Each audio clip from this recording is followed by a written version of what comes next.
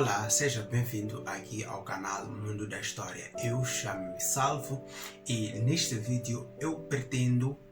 trazer um subsídio sobre a questão do recrutamento, isto ligado ao tema que introduzi nos vídeos passados sobre a Primeira Guerra Mundial. Se não teve a oportunidade de assistir a esses vídeos, eu irei deixar os links dos mesmos abaixo na descrição deste vídeo para que possa assistir e entender, afinal de contas, do que é que nós estamos a tratar até chegar aqui a este ponto onde falamos sobre a questão do recrutamento de soldados e carregadores para a Primeira Guerra Mundial, olhando para o nosso continente africano. Não se esqueça de se inscrever aqui neste canal, porque é importante isto, porque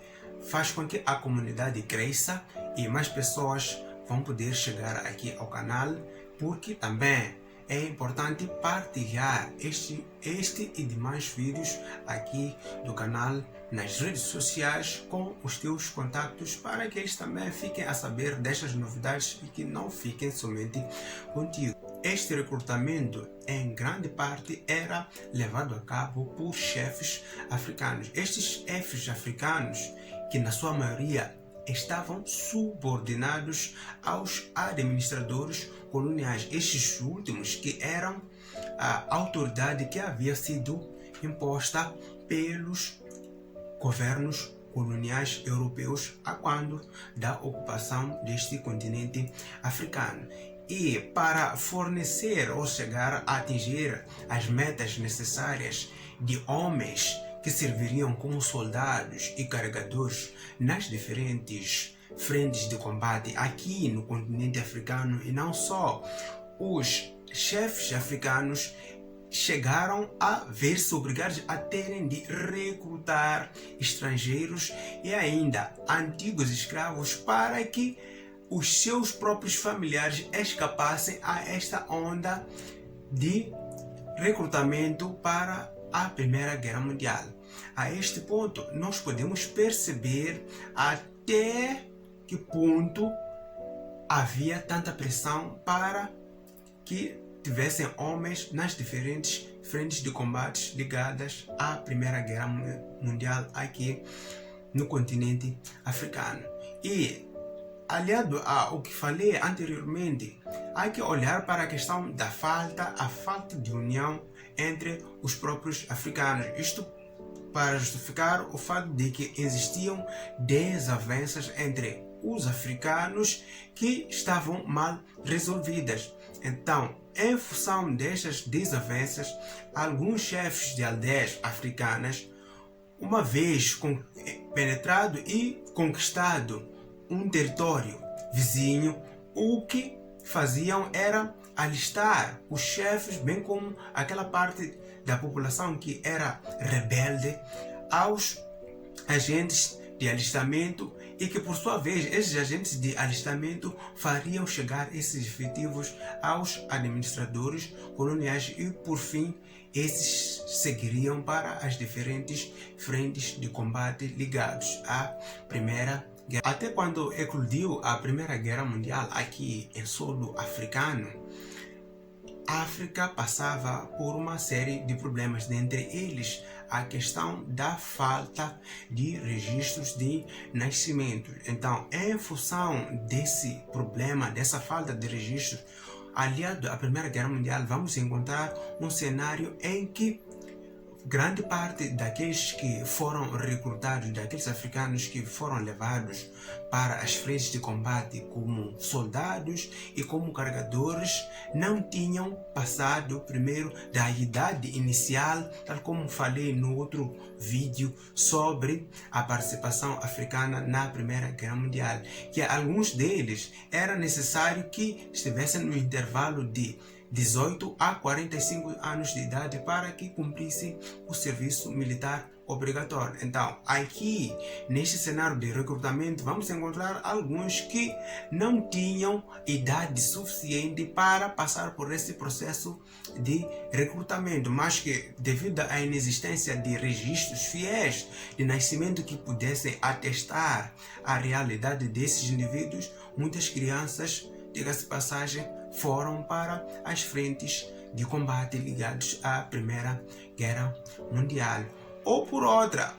outros já haviam ultrapassado a idade que era necessária para cumprir com o serviço militar obrigatório e já devem imaginar o caos que isso teria provocado no contexto do recrutamento para a Primeira Guerra Mundial. Então, a campanha de recrutamento, como já era de imaginar, teria provocado uma série de revoltas no seio da população africana e que essas revoltas, por sua vez, teriam impossibilitado o recrutamento de soldados, principalmente naquelas áreas que eram rebeldes ou se rebelavam contra os regimes coloniais aqui em África. Então, para ultrapassar este problema, alguns governos coloniais, tal como foi a França, no caso do Senegal, teria resolvido nomear comissários. Esses comissários, como aconteceu em 1918, quando a França nomeia Blaise Diagne como comissário-geral, ou seja, um indivíduo que estava encarregue do processo de recrutamento de tropas negras. Ou seja, vamos olhar um pouco para algumas razões que teriam levado a essas revoltas por parte dos africanos no que diz respeito ao processo de recrutamento. Antes de avançar, eu gostaria que deixasse o teu like e comentasse até aqui, até este ponto, o que é que teria achado deste vídeo sobre o recrutamento de africanos para a Primeira Guerra Mundial dentro do nosso continente. Em primeiro lugar, vamos destacar a questão do desejo de recuperar a independência por parte dos africanos, uma vez que até a instalação do sistema colonial aqui em África, vamos assistir a uma onda de contestações, uma vez que os africanos não receberam de bom grado a essa ocupação, a esse processo de ocupação efetiva do continente que teria acontecido já com a realização da Conferência de Berlim, anos atrás, isto é entre 1884 e 1885. Então, em segundo lugar, vamos destacar a questão do descontentamento em relação às medidas tomadas perante este cenário de guerra mundial pelas potências coloniais europeias. Estamos a falar do próprio recrutamento obrigatório e a questão do trabalho forçado, uma vez que era necessário, claro, era necessário ter homens que pudessem combater, mas também, como já havia falado no outro vídeo, era necessário ter homens que haveriam de ajudar na logística, neste caso os carregadores, esses que seriam responsáveis pela movimentação dos equipamentos de guerra e dos suprimentos que serviriam para as frentes de combate aqui no continente africano e não só. Então, talvez essa, segundo os autores que consultei, fosse a causa principal para as revoltas que aconteceram nesse contexto do recrutamento para a Primeira Guerra Mundial, porque isto, acima de tudo, teria provocado um sentimento de ódio no seio dos africanos, porque, como devem imaginar, é horroroso ser recrutado à força para um conflito que sequer